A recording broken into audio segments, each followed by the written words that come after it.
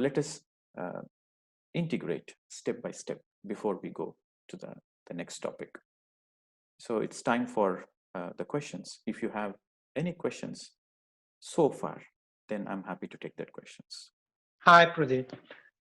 Hi, This is hi, good to Jose. speak now.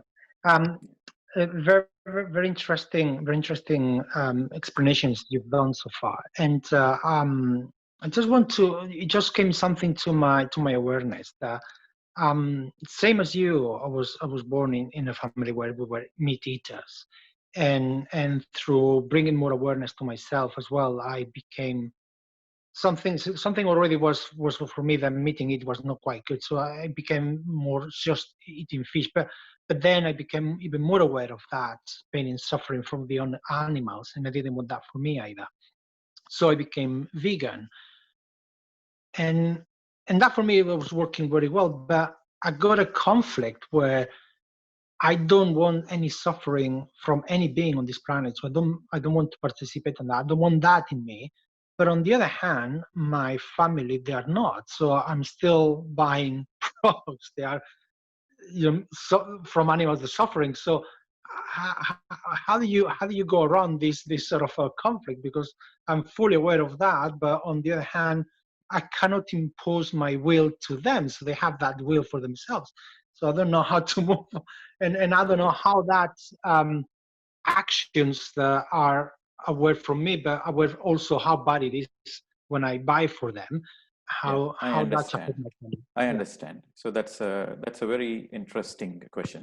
You see, first you have taken a very good step because you said that is in your experience as you raise your awareness, eating meat first, and then you stopped eating fish.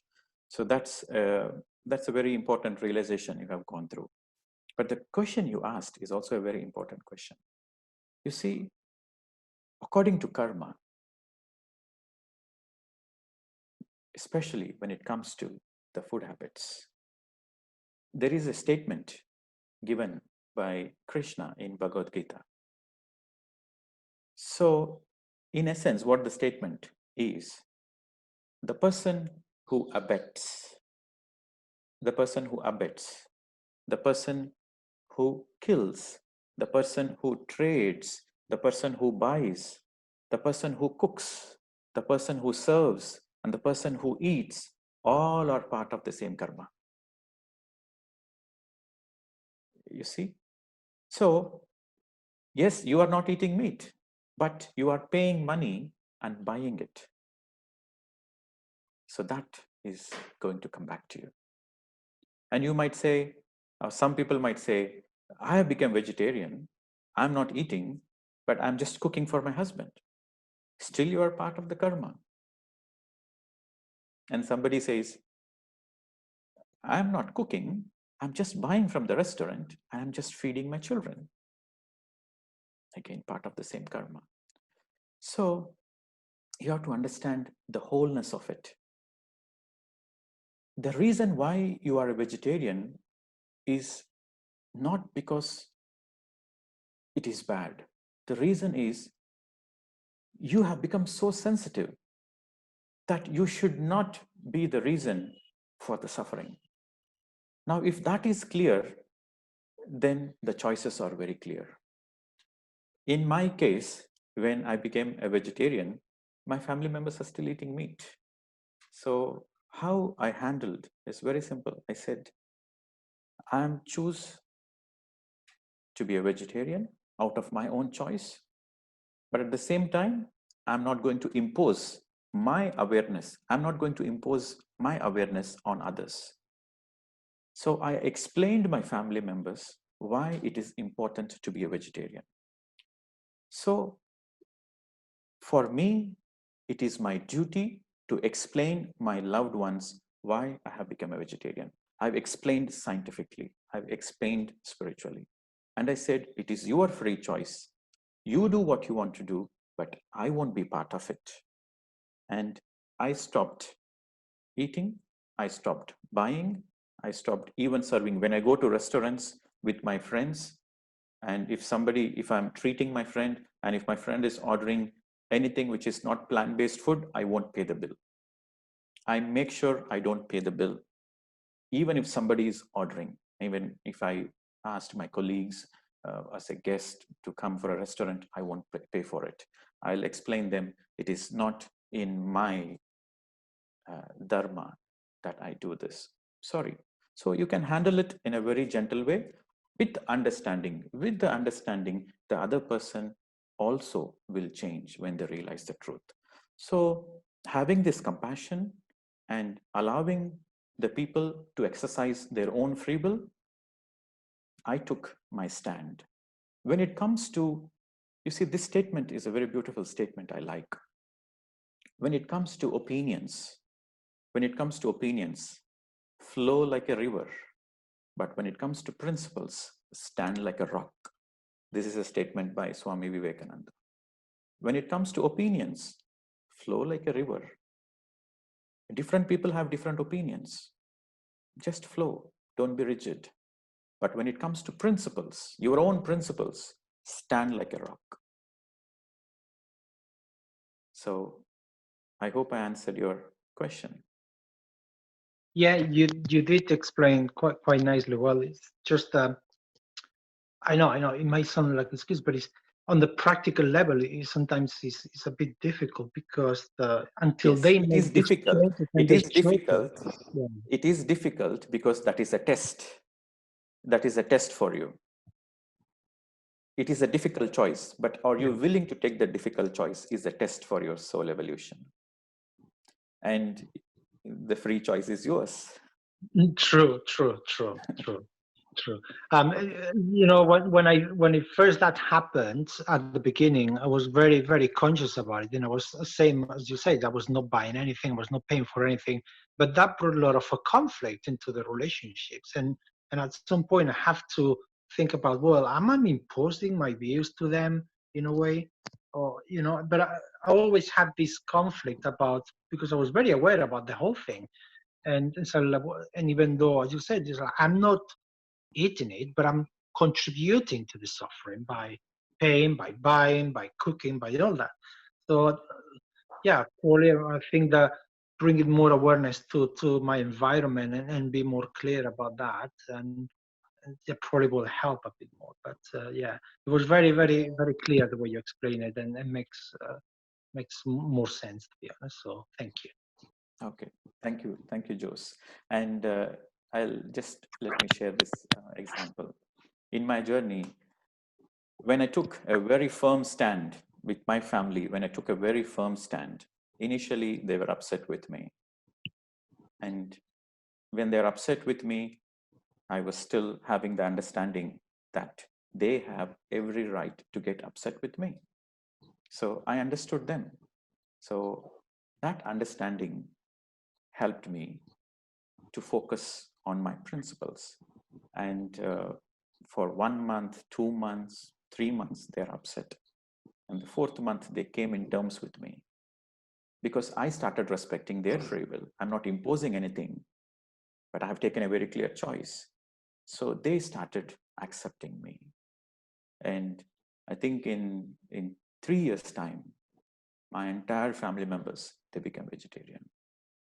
Because one day, my mother, she asked me, I'm going through so much of tension and stress in my life, but how come you are so cool and relaxed all the time? Because she used to share something with me, and I like, okay, that's your challenge, you handle it. And she was like, this is how can you be so cool and relaxed all the time? When she asked, after 3 years, I told her, because I meditate. And if you want to be cool and relaxed, you also meditate, and you will also be cool and relaxed. She said, really? Is it possible? Is it possible I let go of all my problems? I said, yes, possible. Why don't you make an experiment? So she did this experiment. So she started meditating sincerely, and she started becoming vegetarian because she wants to experiment. So she became vegetarian and she started meditating, and she realized the truth. And now she is teaching meditation to others. So this is how you inspire. So every challenge gives an opportunity. Our actions should be an inspiration for others. When you take a very firm stand, when you take a really firm stand, I'm sure your loved ones will understand you. They will understand you because they are your loved ones. And if they don't understand you, then you know what is the truth. Thank you, Jose. Okay, so next question.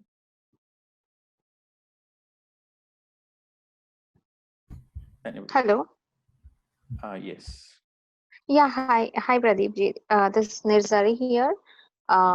Everything you said really kind of hit home because you explained it very well, and somewhere I have been reading few scriptures like Gita, I would say.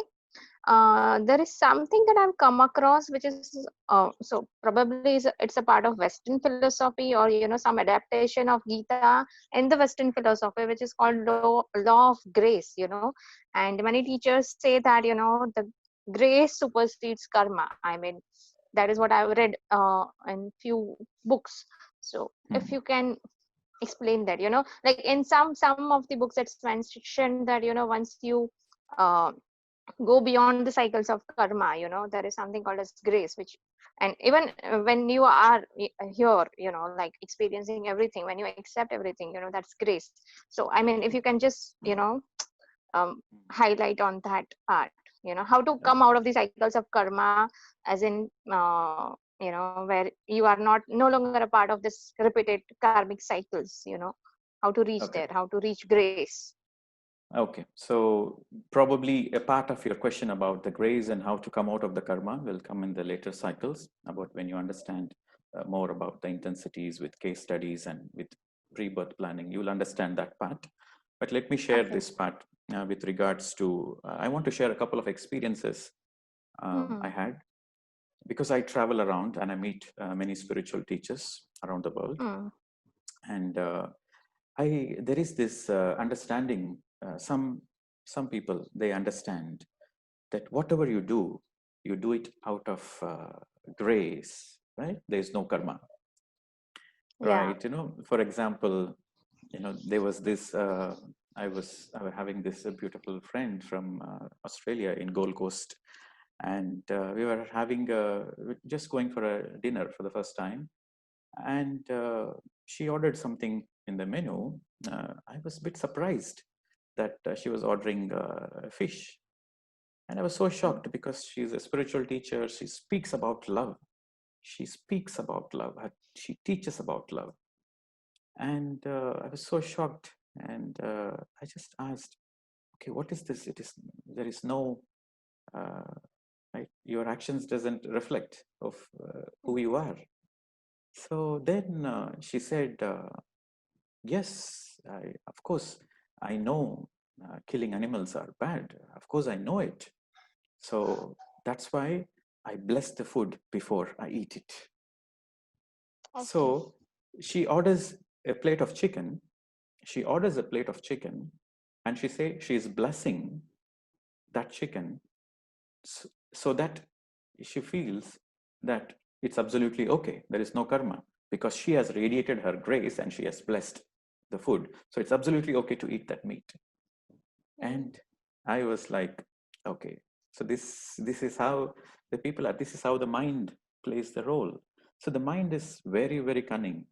So the mind says, okay, killing is fine, pain is fine, suffering is fine. As long as you can bless it, everything is okay.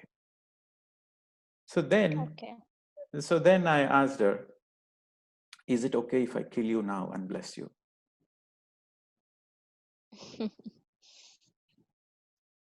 I simply asked, is it okay? I kill you now, and of course I'll bless you after I killed you.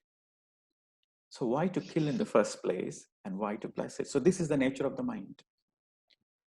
So one has to be aware how the mind plays the role.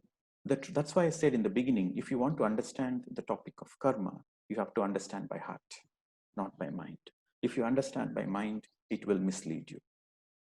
If you understand by heart, it will guide you. Your own inner voice from your heart will guide you in the right direction. So this is one such example, and there are many, many examples I can give how the mind plays a role. So coming back of using the grace is something which radiates from within you, not just by lip service. If somebody is saying grace, it doesn't mean it's graceful. If somebody speaks love, it doesn't mean there is love. It should radiate from the very being. Jesus Christ was full of grace. He was full of grace because that is what he radiates. It's not because what he speaks, it is because what he radiates. It is because of his actions. When he was put on the cross and when he is getting crucified, even in that moment, when people are crucifying him, he said, "Oh Lord, please forgive them. They don't know what they are doing." So he is still not judging the people. He asked for forgiveness for the people who are putting the nails. He said, "Please forgive them. They don't know what they are doing. Oh Lord, please forgive them. They don't know what they are doing." So that is the grace. So the grace is something which radiates, not something which comes when you speak. So I think you understand. So Yeah, for a I got it. person who radiates grace, yes, there is no karma. There is no karma because that person is in alignment with the divine. Is in alignment with the truth. So Got when it. you are in alignment with the truth, divine is equal to truth. When you are in alignment with the truth, there is no karma. Okay? Yeah. Thank you so much. Thank you. Yeah, thanks. So who's next? Shilpa here. Can I go ahead? Yes, Shilpa. Yeah. My question is on non-interference, wherein you mentioned complaining, criticizing, all this comes under that. Yeah. So I would like to give a situation which I usually come across and want to know how better I can respond to it. I wouldn't want to unnecessarily criticize about what others are doing, but if it is impacting me, for example, a person is speaking in a rude way to me, and I'm hurt, and I need to share it with somebody just to make myself feel better, so that I will not get stuffed up. Yeah. And it's a family member, and I understand why that person is doing their challenges and their state of mind, but still it does hurt me. So what is that I should do so that I don't criticize or I don't complain, but still be able to feel fine with whatever has happened? Okay. And not carry that hurt feelings? Okay. You see, first is to take responsibility. Okay. You are going through a certain challenging situation. Yes, accept it that nobody is responsible for this. I am responsible. I created this. So that is the first step, to take the responsibility. And the second step is, yes, accepting that I'm hurt. So you can express saying, I am hurt. But when you say you hurt me, that is blaming. You can express that I am hurt. You have all the free will. You have to express your emotions. You have to express, yes, I am. When you are sharing with your loved ones, when you say, I am going through this pain, I am suffering, and I need to know what I need to learn, and I need to know how I can come out of the suffering. So that is right. But when you are sharing that that person has given this trouble to me, and because of him I'm suffering, and because of her I'm suffering, and because of the situation I'm suffering, then you are not taking responsibility. You're just putting a blame. And when you're putting a blame, then that goes into cycles and cycles and cycles, because every challenge comes to you to learn something. So when you focus on the learning, then you come out of the karma. Who's next? There's another Sonia Kapasi. Hi, Pradeep. Nice to see you again. Hi, yes. So my question was, one thing that I learned today was I have a new puppy and I'm buying, though we are all vegetarians, but I'm buying doggy food, which is of course meat. And I have to see how I'm going to transition from my puppy from a non-veg to a vegetarian. So that's my task for this year now. So something that you just said, you said there's average 400 to 450 lifetimes, right? Which is when the soul matures. Now in this, there'll be all different. So there'll be human form, there'll be animal form. Correct me if that's No, correct. no. This 400 to 450 is after you take the human incarnation. Okay, so after the human incarnation. Okay. Yes. So when you are in the animal form, that's not what it's counted, because you can't build your karma if you are in an animal form, right? Yes. You can't do that, right? Yes. Animals don't have karma. Yes. Yeah, that's something I just wanted to reaffirm. Animals in the wild on their own, they don't have karma. But you are feeding meat to the dog. The dog doesn't have karma because the dog is dependent on you. So the dog doesn't have the karma, but you have that karma. Yeah, that's something which I learned today. Yeah, so it's good. Okay, Yeah. no, just And wanted to I want to give some examples. I have met a dog in Australia. The dog is so huge. It's so huge and so so strong. It's almost like a lion. So big. It was in one of the ashrams I went in Melbourne, in Hare Krishna ashram, in the Great Ocean Road. So when I entered the ashram, Hare Krishna people, they are known for their compassion and vegetarianism. So when I entered, so this dog which came running towards me, and I was like a little bit taken aback, and just I was cautiously witnessing. And then immediately the owner of the property, he stepped out of his car, and he said, he's such a loving being. His name is Beam, and he will be around you in this property, and he's very friendly. But just make sure if you give any biscuits which has egg, or if you give any meat, he will never come to you again. Wow. This introduction was, wow, really? And the dog is a vegetarian? He said, yes, from the birth, the dog is a vegetarian. And he said, when the puppy is in her mother's womb, the mother is also vegetarian. So the dog was very sensitive towards this. And I have met cats which are vegetarian. So in the beginning, the masters were not vegetarian, and they were feeding meat to the cats, and the cats were also eating meat. But later on, the masters, the owners of the cat, they become vegetarian. They transformed from within. They didn't become vegetarian for the sake of becoming vegetarian. They transformed from within, and they became vegetarian. And they started noticing the cats started eating what they were eating. The cat started eating fruits. The cat started eating lettuce and all the veggies. And so that is an indication the cat is saying, I'm also willing to change. So the pets normally follow the masters. But before they follow the masters, they give a challenge. They give a test. They give a test to really, really see the master has changed or not. So for example, you give a meat. Initially, they might not eat. They might refuse. But you stick on to the principle and you say, no, please understand. You can speak to them. They are the pet animals are very sensitive beings. So you can speak to them lovingly that I don't want to do this. Please don't make me to do this. I want your help. So if you can speak, you see the wonders. Within few weeks, they become vegetarian. Oh, that's nice. Good to know. Thank you. Okay. Thank you. Right. So any other questions we have before we go to the next one? Can I, Nancy? Yes, Nancy. Good karma is generated by our compassionate actions that benefits the whole universe. Benefit others, generally others. It can be the whole universe, or it can be one person generally. Or the plants or the animals. And my question is, all people with miraculous mind and positive mind are continuously creating dharma. Is karma. That dharma? That's okay, or that's something different?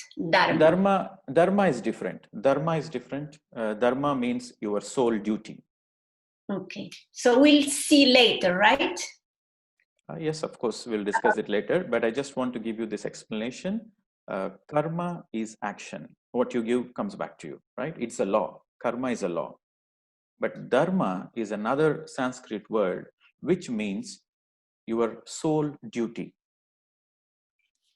Okay, so my dharma, if my actions are in alignment with my soul duty, then it is my dharma. So dharma is my soul duty. So my dharma is different from your dharma. Okay, so we all have a collective dharma. As a planet Earth, we all have a collective duty.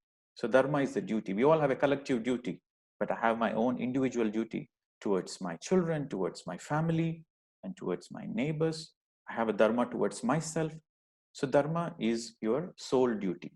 Your duty is your dharma. Okay. Okay. All right. Thank you. Yeah. Thank you. Yeah, hi, Pradeep. This is Manikanda Sai. Yes. Hi, Manikanda. Hi.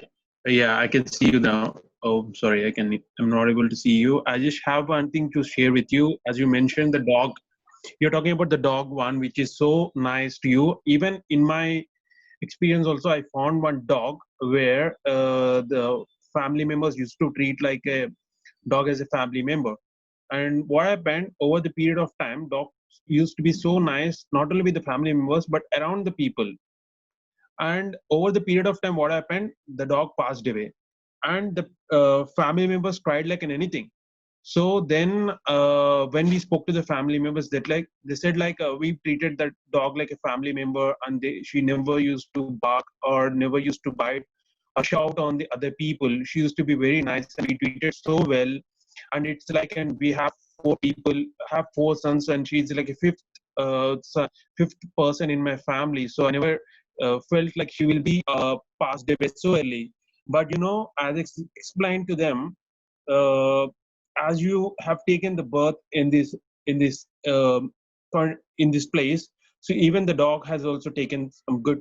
Dog has also taken the birth to remove that karma. For example, in the past, she might be some lady or the person. She has done beautiful things in her life, but has done some sort of in some mistakes.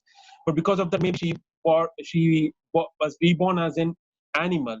Now she was born, or he was born in a good family, so she was treated very well in such a way like she will be very nice, not only with you as well as the surroundings around. So now you see the karma is over. She has already left. Now she will be in a good health. Maybe she was born in a very different scenario, maybe as an animal or whatever it may be. So, but Manikanta, when you what yeah. I learned from this, when you Before treat you go, any person, Manikanta, just a minute. Before you go further, there is fundamentally there is some small correction which needs, because the human, once the animal takes the life form of a human, once the animal graduates into a human, the law doesn't permit to go back.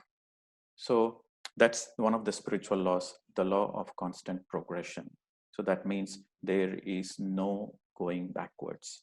So there are three ways a human incarnates on the planet Earth.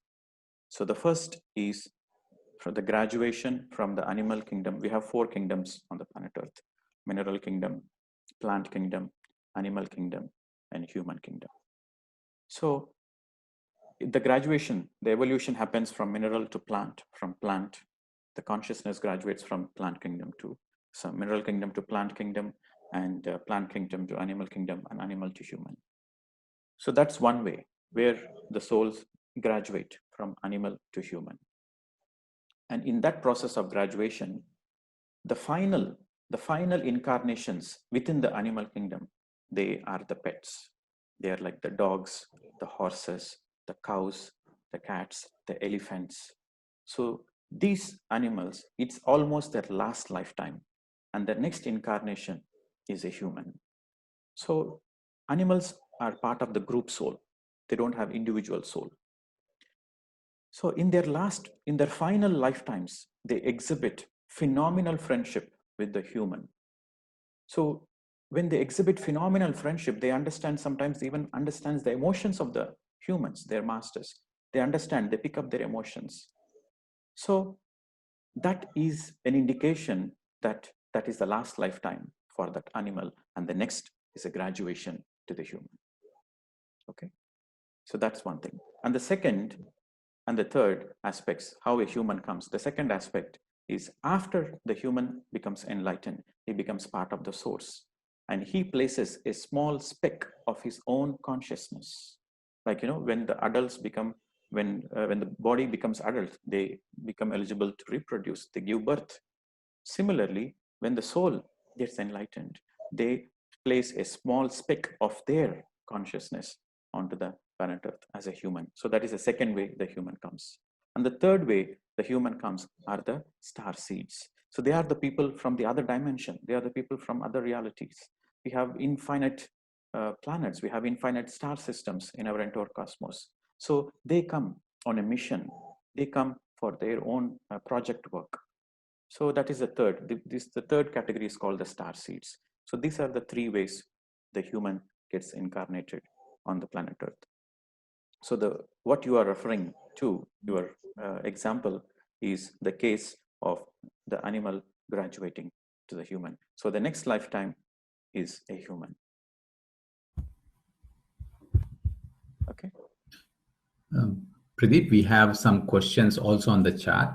Shall I also go through them? Yeah, please. Yeah. So we have Pradeep Doshi, who's asking, can we neutralize some karma before they manifest? Yes, I'll come to the topic later, but the answer is yes. Okay. So then we have Bindu. She was asking, what about milk when we talk about food coming from animals? Can we consume it? If the milk is coming, see, the cows are very evolved, as I said. Why the cow is called a holy cow in India, why the cow takes a very special place in India, is because of the maturity of the cow within the animal kingdom. The cows are so mature, they have such intelligence, they have such maturity, they have such sensitivity that they understand the human emotions. So traditionally in India, the cows are called the holy cows. And in the olden days, every house used to have a cow in India. Every house, they used to have a cow. And they have names for the cows. They treat the cow as part of the family member. And they feed the cows, they take care of the cows, they bathe the cows, and they look after it really well because it's sacred for them, it's part of their family. And when the cow gives birth, then it starts producing milk for the baby, primarily for the baby to consume. So the people in India, traditionally, they let the calf drink the milk first. Because if you don't let the calf drink the milk and straight away you go milking, the cow will kick you. So the cow will first give the milk to the calf. And once the cow gives the milk to the calf, then the cow stops the milk, stops the flow of the milk, and the cow kicks the calf. It says, enough, your quota is finished, enough. And then the cow produces the milk again out of gratitude for the master who has taken care of it. So that milk is the milk of love and gratitude. So when you consume that milk has a lot of gratitude and love, and it has a lot of healing properties. That's why in Ayurveda, the cow's milk is part of medicine. Okay, so this kind of milk is really medicinal because it is out of gratitude. But if you're speaking about the milk from the factory farming, like the cows are so tied up in the factories, it has gone through so much of cruelty, and the baby is born, the baby is separated from the mother, and it is thrown to the butcher, and the baby is slaughtered in front of the cow, and you're putting machines and you're sucking the milk, then that energy is pain and suffering, and that milk is very, very bad. So it is all the choices you make. So if you know the source of the milk, then the milk is good.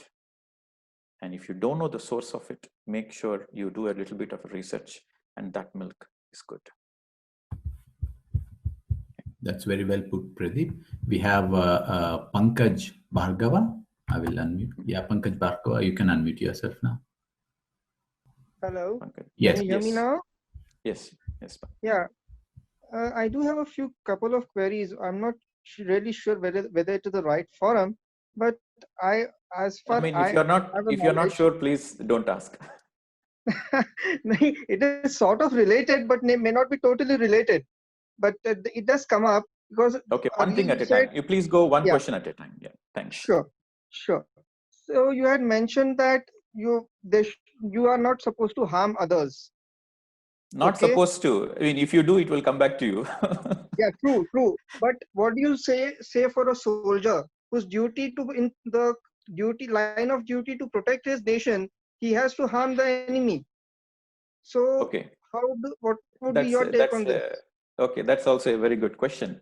You see, every law has an exception. Mm-hmm.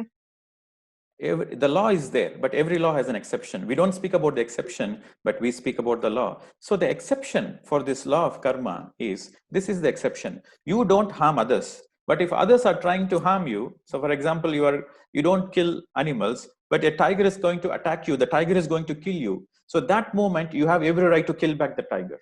So that is an exception. So that doesn't count under the karma. Okay. But the poor goat, the sheep or hen, they are happily playing and you go and kill them, that is karma. So similarly, if a soldier is in the border and he's defending, and out of his defense, somebody is killing him, and out of his defense, he is killing back, that doesn't consider us into the karma. He's doing his duty. But for his soul, he has to understand that killing is no way. So that's why most of the evolved souls, most of the highly evolved souls, they don't choose that profession. But if the person is aware of it and conscious of it, and he's aware of the karma, and he says, I am not going to kill anybody, but if somebody is going to kill me, I am going to kill him back. So then he has the right understanding of karma. Okay. Okay. And with regards to the grace, you had mentioned a certain example, right? So is it true that the highly spiritually evolved masters who are generally constantly present in a very small volume, do they possess the powers to negate your karma? Okay. So this is again a common question. Do the spiritual masters can help you take a bit of your karma? Okay. So this also we'll discuss at a later part. But the answer is yes, it is possible, but only when the student has learned the lessons. You see, you are asking about a teacher and a student. Like the student is going through a certain karmic things, and can the teacher help the student? The answer is yes, it is possible, and still no. Answer is yes and no. So I will say how it is yes and how it is no. Okay. If you see, the karma is there to teach you some lessons. Yes, do you agree to that? Yeah. So the very karma is to learn some lessons. And if you didn't learn that lesson, then no teacher can help you, because you didn't learn that lesson. No teacher, no real teacher, let me emphasize, no real teacher, no authentic teacher will help you, because the teacher is fully aware that you need to learn that lessons, and he won't interfere in your learning process. The teacher never will interfere in your learning process, so he will not help you in your karma. So in that way, it is no. But some people, out of their limited understanding, if they have some gifts and they think they can help others, without understanding the bigger picture, they go try to help others. Like somebody is going through some illness, some headache or some cancer or something. So this person, because of their own gifts, if he's going to help them to heal just by giving some energy and then taking out their problems, so that becomes an interference of then the learning process. So this person, this healer, will get the karma of the person who is suffering to his karma. Because when you interfere in others' karma, you will get the karma back into your account. So that's why in the highest spiritual order, there is no healing. There is only self-healing. Self-healing is perfect, and healing others is not permitted in the highest form of spiritual evolution. And now the other part, when the teacher helps in taking the other karma. Suppose the student has already learned the lesson. The student has already learned the lesson. So when you already learned the lesson, that means you are no more in the loop of the karma. You see, there are two things to understand in karma. One is the loop. One is the karmic loop. And the other is the residue, the balancing factor. So the student has learned the lesson. So if the student has learned the lesson, then the purpose of the karma is finished. Because of that karma, he learned the lesson. So he is out of the loop of the karma. So he won't attract the same challenge again in his life because he learned the lesson. But still, the residue is there. The residues of the karma is there. So the teacher can help negate the residue of the karma only by 10%, not fully, only 10%. And that 10% goes a long way in the student's evolution. And when will the teacher help? The teacher will help when the teacher sees the potential that this person is ready for the next evolution, ready for the next stage in his journey. But his residues, his karmic residues are tying him down. So when the teacher is absolutely confident, is absolutely sure that he is ready for the next stage in his spiritual progress, only then the teacher will help take the karma. And that too, not all the sanchita karma, no, only 10%. So that 10% helps him to go to the next level in his spiritual journey. Now, here, what is the residue? I'll give you an example. A person A kills B. A person A kills a person B out of anger, frustration, or whatever. After killing the person, after A kills B, the karma is there for the A. So he will be getting killed by another person or from the same person. But the person has learned the lesson. After killing the person realized it is a mistake that he shouldn't have done. So he realized it.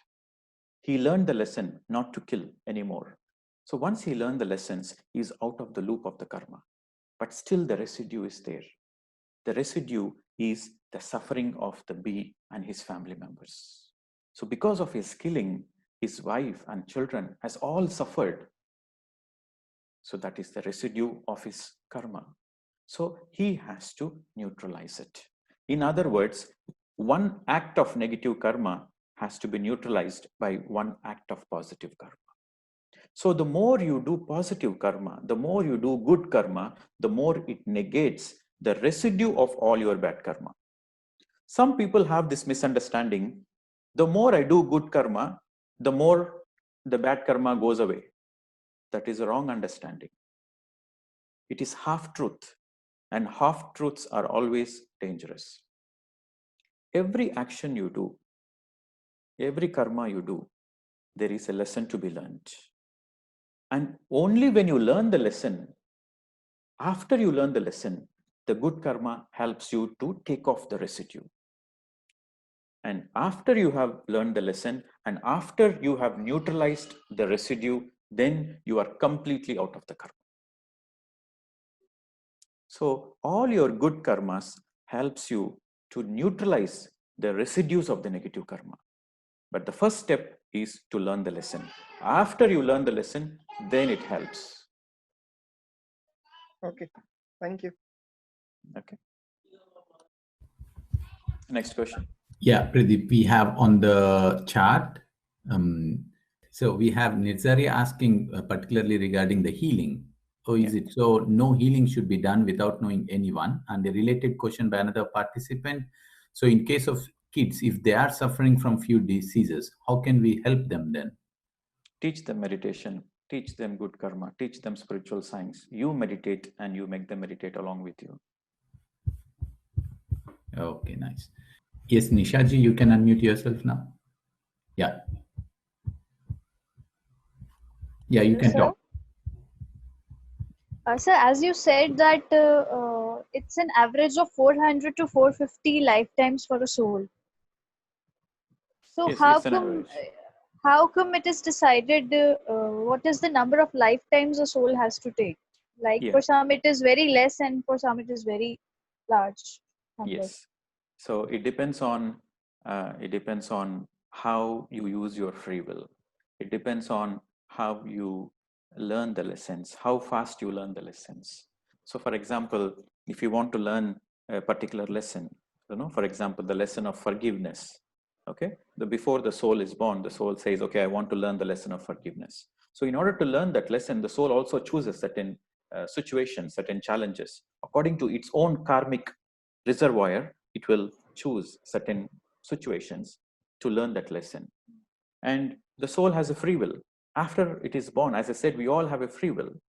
So the soul can choose to learn the lesson, or the soul chooses to blame others.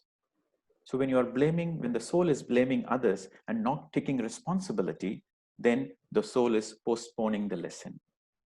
So in the next lifetime, the soul takes in one more lifetime to learn the same lesson. Again, one more lifetime, one more lifetime, one more lifetime, until the soul learns the lessons. So you will be surprised. Some people, they learn the lesson in one lifetime, and some people, they may not learn even after 10 lifetimes because they keep repeating the same things. So that's why I said the awareness is the key factor. The more you are aware, and awareness fundamentally is the quality of your soul. Awareness is the quality of your soul. And your awareness increases the more you do meditation. The more you do meditation, the more you become aware. Your awareness level increases. So as your awareness level increases, you can see crystal clear. You can see crystal clear what is the lesson to learn and why this is happening. So with that clarity, you progress very quickly. So with that awareness, you don't need many lifetimes. You need just very short lifespan. With very few cycles, you finish all the lessons. But if that awareness is not there, then out of the ignorance, the soul does the same mistakes again and again and again. Then the soul eventually has to take many lifetimes. Okay. Right. And sir, whenever a soul is born for the first time, then all our infant souls, whenever they come to earth. Yes. So that's why all I said. Souls are infant. That's why I said it is a game. It is a game on the planet Earth. In the beginning, the souls inevitably, in the beginning, everybody inevitably, they will do bad karmas. And because of the bad karmas, they learn the lessons. And because of that learning process, they evolve. So that is a very game of the soul incarnating on the planet Earth for the soul expansion. Right, sir. And so one more thing. It is said that karma starts for a child by the age of 4 or 5. No, not really. Karma is not for the physical. Karma is for the soul. So it is by birth, right from the birth. Yeah, so that is the topic we'll discuss next, like why certain babies are born in challenging environments, why certain children are born in poor families, why they are born with unloving parents, born with parents who are so abusive, and why certain souls are born in loving families.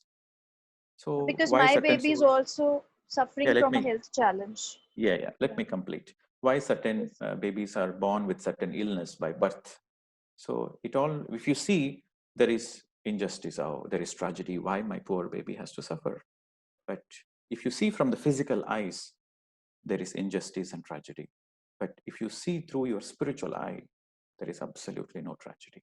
So this is a statement from an enlightened master. It's called Richard Bach. So what he said is, the depth of your belief, in injustice and tragedy is the mark of your ignorance. So in reality, the truth is, in the whole of the creation, there is no injustice, there is no tragedy.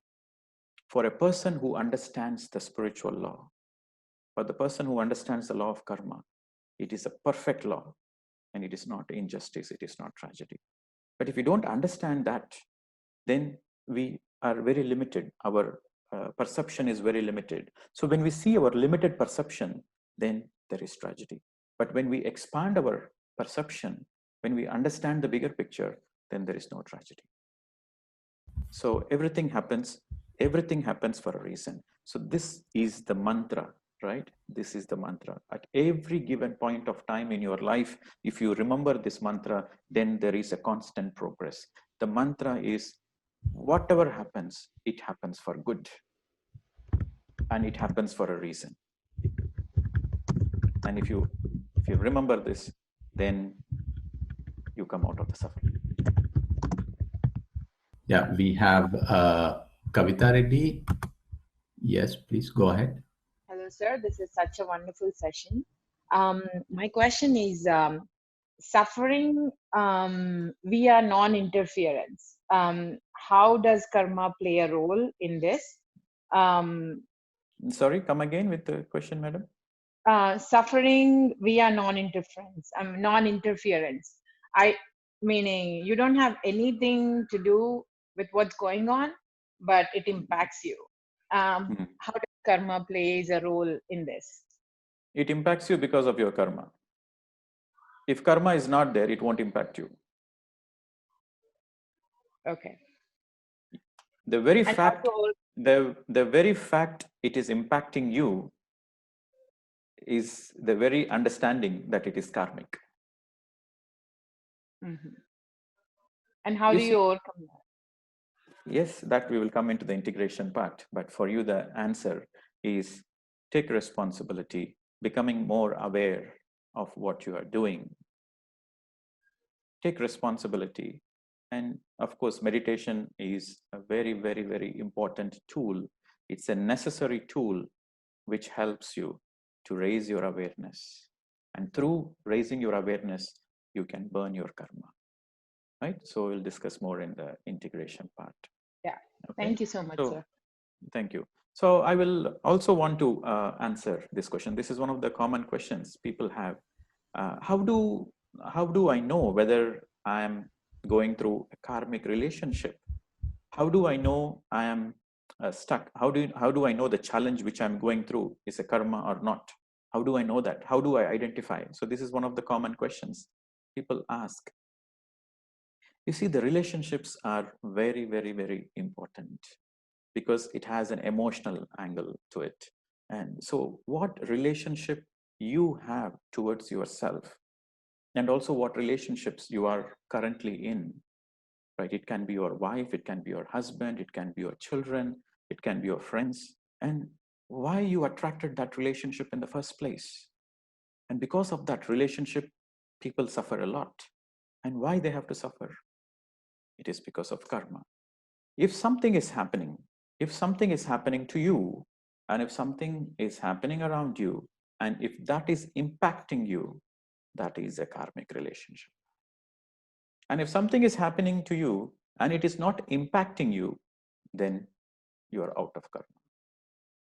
So this is a fundamental understanding one needs to have, right? So that with this understanding, you can interpret in the right way and you can start working on it. So through this, it is important, the reason why I want it to be interactive, because this interaction, this asking these questions, when one person asks a question, it helps many, many people understand. And asking questions, understanding with right examples is the right way of integrating the things. And this is very, very impactful rather than going through the slides and the theory. Yes, there are a lot of theory, there is a lot of slides I can show you, but this is a very apt, and this is this is a powerful way of integrating the things. So I would encourage more and more people to ask questions from whatever the questions they have. You see, there are two kinds of questions: the right question and not a right question. The right question is something which really helps them and helps the people around them. That is the right question. And the question, sometimes people ask a question which doesn't help them at all, and that is not a right question. So I encourage all the people to ask right questions. Okay, so we can go ahead with the next one. Can we consume sprouts or not? Any plant-based food is fine. Any plant-based food is fine except garlic. Thank you. Any plant-based food on the planet Earth is absolutely with gratitude, and it has positive vibrations, it has good vibrations we can consume, except garlic. Why garlic? Because garlic is created by a dark force, and when you raise your awareness, when you open your third eye, you will clearly see that garlic has been created by a Rakshasa, is created by Asuras, is created by the negative force to induce fear in the human. So the fear, the fear element is the key for the human suffering. So as long as there is fear, the human cannot realize his own true potential. So garlic, when you eat garlic, it purifies, not purifies, it calcifies.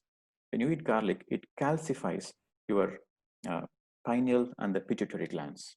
So this pineal and the pituitary glands, the 6th chakra and the 7th chakra, the pineal and the pituitary glands, these are the master glands, and they are very soft and volatile.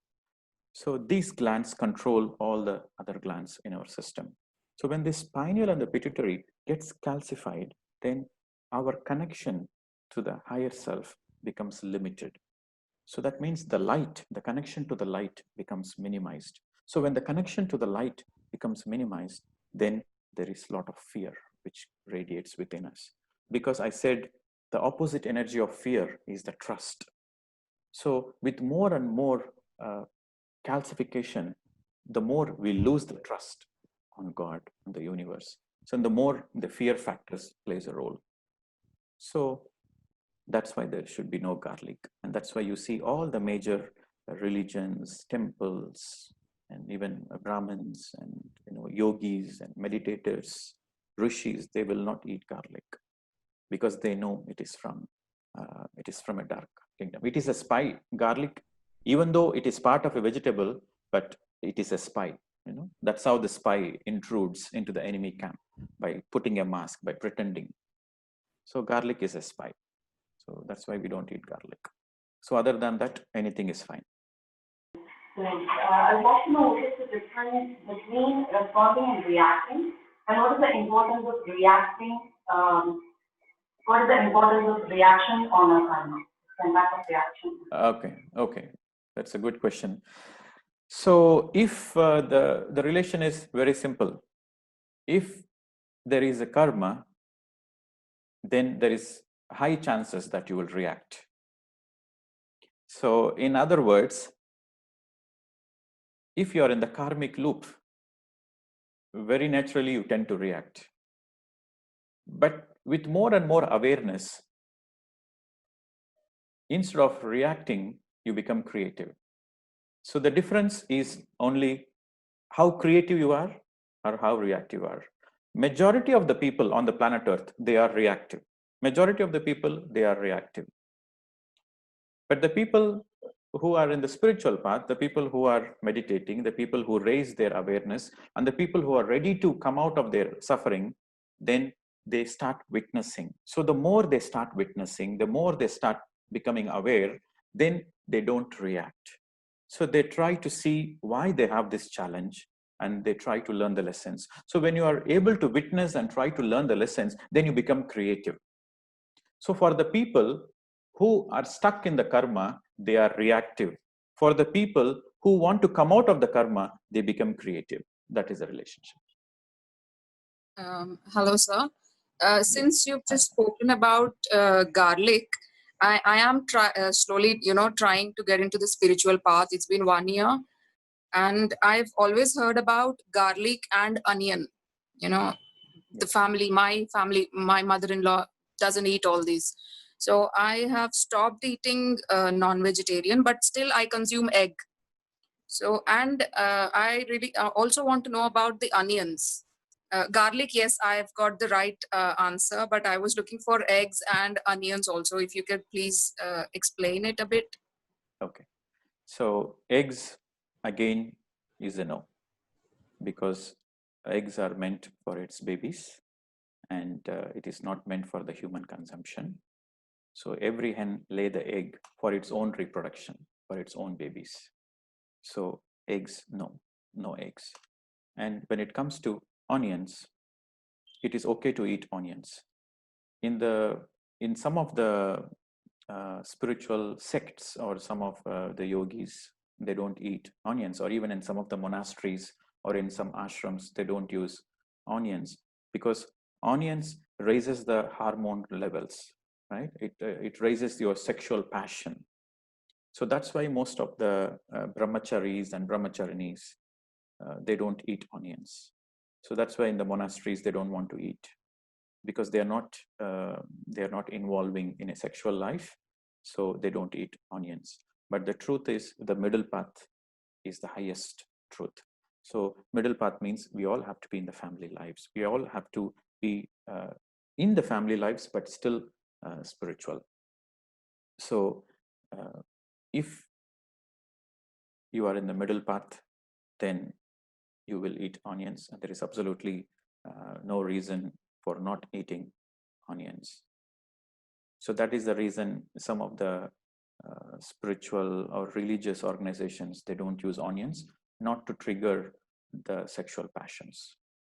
But if you're living in a happy family life, then eating onions are absolutely okay. I have a question on the types of karma. I'll get back to you. Yes, go ahead. Yes. Yeah, I have a question of types of karma. You have mentioned 2 types of karma. One is good karma and second is bad karma. As per the Jain philosophy, they have classified 8 types of karma, which includes the lifespan related, the type of family you will take birth into, and there are 8 types of karma. So how do you do you believe that those 8 types are the sub-classification of good and bad? You see, different texts speak different things. It is all sub-classifications. So that will be my next topic about the categories of karma, the categories and then the intensities. Okay, so right now what we have seen is categories, right? Sanchita, Prarabdha, and then Agami, Kiyamani. So then there are intensities also. So different texts portray it's a different expression they have given. I haven't seen the Jain things. I don't know what exactly that 8 categories mean, but my general understanding is there are categories and there are classifications, and those categories and classifications are to help us to understand a little more deeper. But broadly speaking, it's very simple. What you speak comes back to you. So like you have Aish karma in Jain philosophy. Aish karma limits your lifespan. I don't know if you believe that. Everything is the same. Everything is the same. If you, Ayush means the lifespan. If your karma has, in your past lives, you have killed somebody, so that means you are reducing his Ayush. He is meant to live for 100 years and you killed him, so you reduced his Ayush, so that will come back to you. So everything is the same. That's why I said the broader classification is the same. What you do comes back to you. In what category you put in, it's your choice. But the more simpler it is, the more easy to understand. Truth is very simple. Truth is very, very simple. So the more simpler the truth is, the more it is easy to understand and the more it is easy to integrate it. Maybe after today's and tomorrow's session, you might probably get your answer, right? So still, if you don't get that, maybe towards the end of our workshop, you can ask the question again. So I'm hopeful that you will find your answers in between, because we might deal with certain examples, and that certain examples and certain categories of karmas we are going to discuss might give you answers. Okay, thank you. Hello. Sir, I just want to ask you one more question regarding as you mentioned about the garlic and onions. Can you just tell me about paneer and mushroom? But also, I just want to know about the Paurnami Dhyanam. What is the use of the Paurnami Dhyanam from? Thank you. Okay. So again, paneer is part of a milk product, right? So already I answered it. So if you take milk, there's nothing wrong in it, but make sure the milk or the milk products you are taking doesn't come from suffering. Okay, so that's the first aspect of the paneer.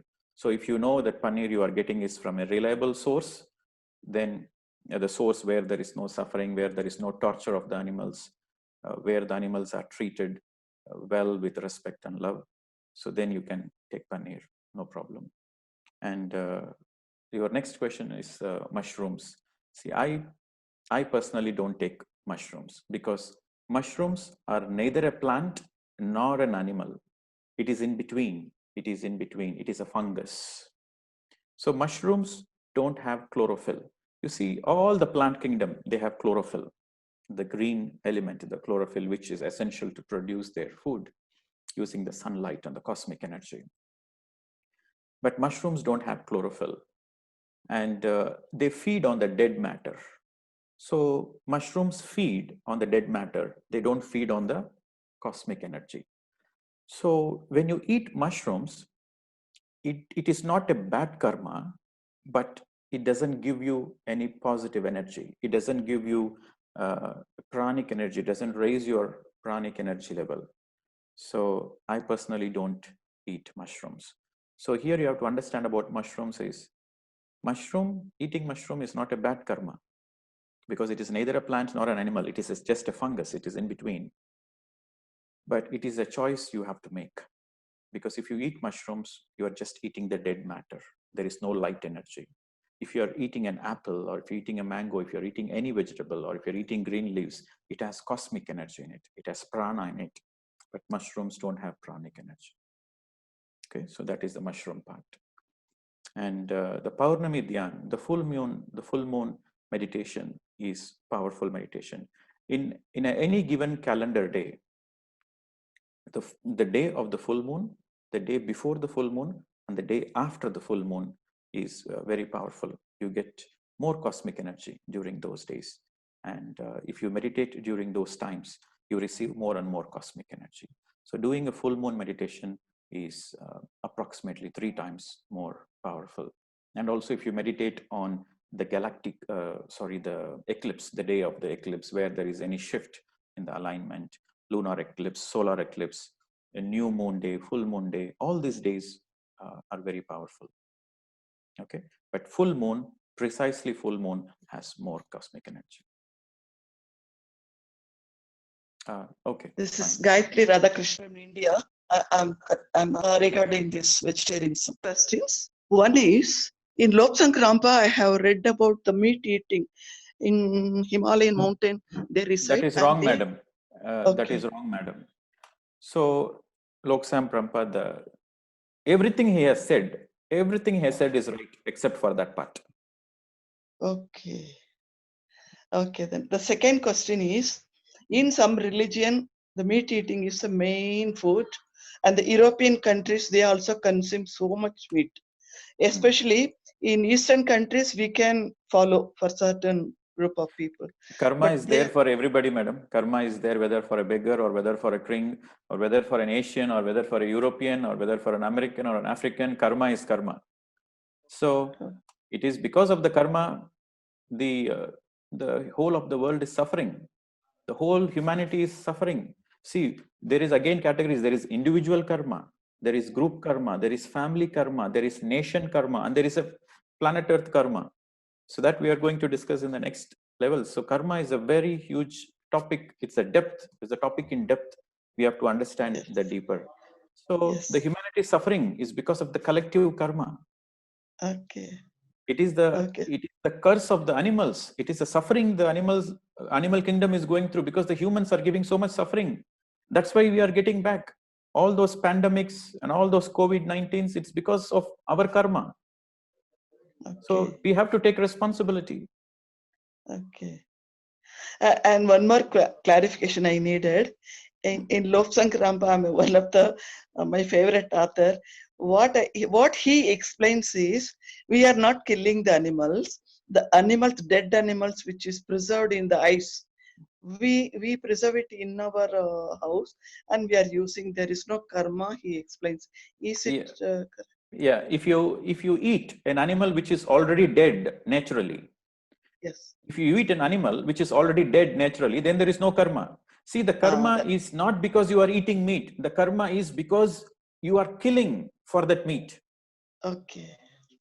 So if there is a dead animal who is already dead naturally, then you go and eat. Absolutely no problem. Absolutely no karma. Okay. You can eat. But the energy, of course, if you are eating a dead matter, the energy is low energy. But The they energy say is that low, but no karma. Okay, but they say that we are not having the natural vegetation in the Himalayas, so we are eating for our survival. They said. No, no, madam. That is a limited understanding. No, in Himalayas there are more than 20,000 people on the planet Earth who are living on breath, who are living on prana. So once you are reached to certain level, to such level that you absorb the cosmic energy directly into your being, then you don't need plants. How come the great? Okay. It is How possible. come Let me complete, madam, please. Okay, sir. So the Himalayas are known for the yogis, and the yogis, they don't eat. They eat very little and they survive for months and months and months. And there are yogis meditating for hundreds and hundreds of lifetimes. And even in our physical day-to-day society, in the public life, there are so many people. I said there are more than 20,000 people. I can give you any number of examples. There is this lady called Jashmohin from Australia. Jashmohin from Australia. She is a breatharian for more than 40 years. Yes. And she is a mother and she is a grandmother and she has gone through everything. She delivers and she has also a child and then grandchildren. Absolutely no eating food, just by prana. And even there is yogi, there is Sun Yogi, who is a famous Sun Yogi. He just takes the food by the sunlight. He just gazes the sun and that is his food. So there will be a day on the planet Earth where the humanity reaches to such a level where we directly absorb the prana, where we vibrate in that frequency. But right now, the humanity is not ready. The human cells, the human evolution is not ready on a mass level. Individually, if you have the free will, you can go through that. But the masses are not ready. And that's why the plants are an intermediary base. What does the plants do? The plants absorb the cosmic energy and they make it as a food, like fruits and vegetables, and then give it to us. So when we are eating the fruits and vegetables, we are consuming the cosmic energy. Right. Okay. So the plants are just like an intermediary thing for us to absorb the cosmic energy. But if you do meditation every day, your food requirements reduces. You do meditation every day, naturally your hunger reduces because you are so charged with cosmic energy.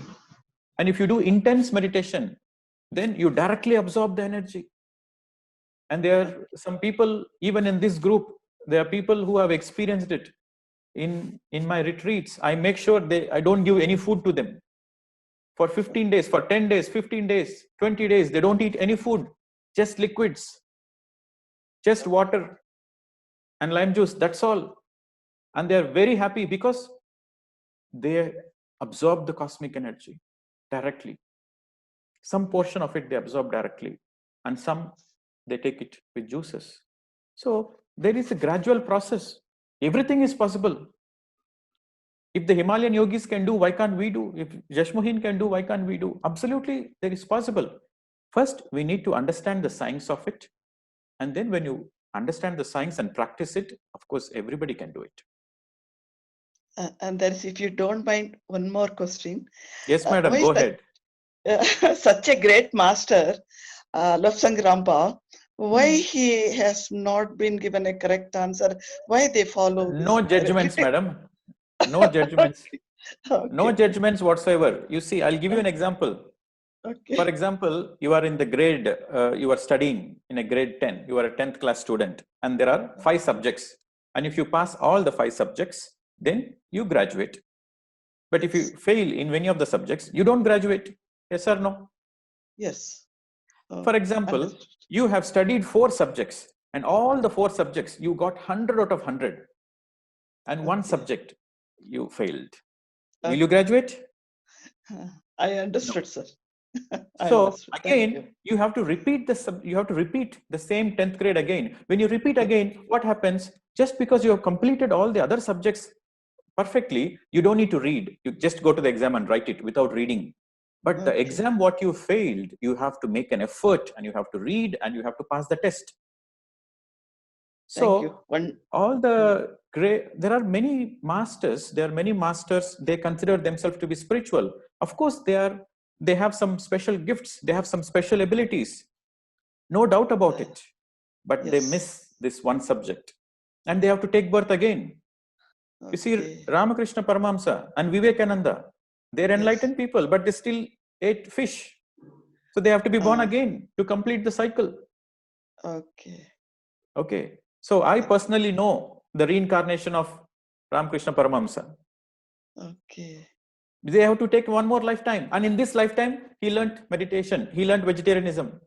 So he passed the test. Okay. Wonderful answer, sir. Thank you. Thank you very much. Thank you. Okay. Pleasure. It's my pleasure, and it's a great joy. Thank you all. Thank you. Namaste. Thank you, friends. Bye. Namaste.